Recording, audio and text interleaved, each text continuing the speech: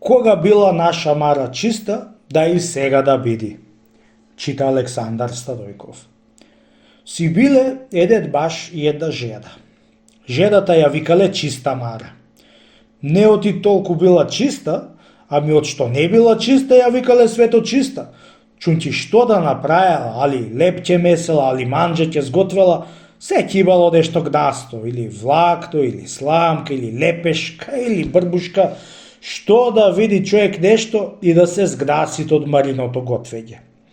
Секое ручање од бажот ја да бара, вечерање, се ќе се сгнасило од лебот, али од манџата, чунти ќе најдел нешто гнасно. Се ќе ја карал бажот и ќе ја велел: ја закмори Марија да името што го носиш чиста Мариоти, секоја манџа што ќе ја сготвиш, се ќе има нешто гнасно внатре. Засучи ти ја пусти рака и поли до лакти, така меси лепи готви манџа.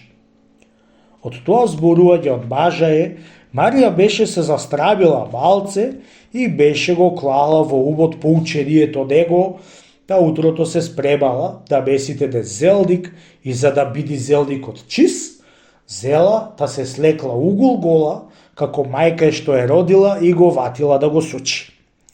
Усучила долната кора и го клала зелјето. Усукала и гордата кора и го клала просто, за да ја клаитна зелјето и вртејќи се, не знам како, се сопна и си падна со газо во зелникот. Во истото време, за таксирото од Мара е дошол нункото и ја нашол со газо во зелникот.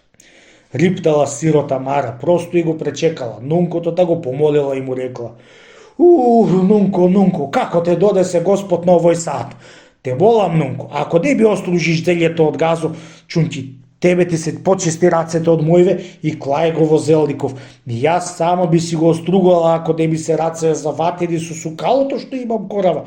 Да ја оставам да азеби, може нешто да се огдаси нечисто, а пак јас сакам овој зелник да биде најчист, чунти мажот ми не јади како годе, да за тоа сум се слекла угол гола да го бесам зелникот најчист.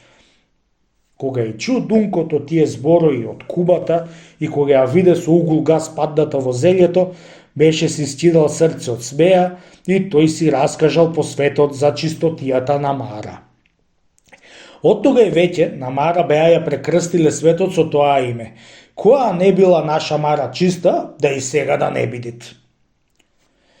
Тој збор се кажува во народот како пословица за нечистите жени, невести, боби, е дури да баштиот пол.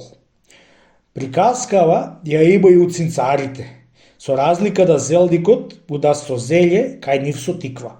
Цинцарите употребуваат една пословица за нечистите жени, другите вака: спастрит како курлото пит, демек чиста како газово зелнико.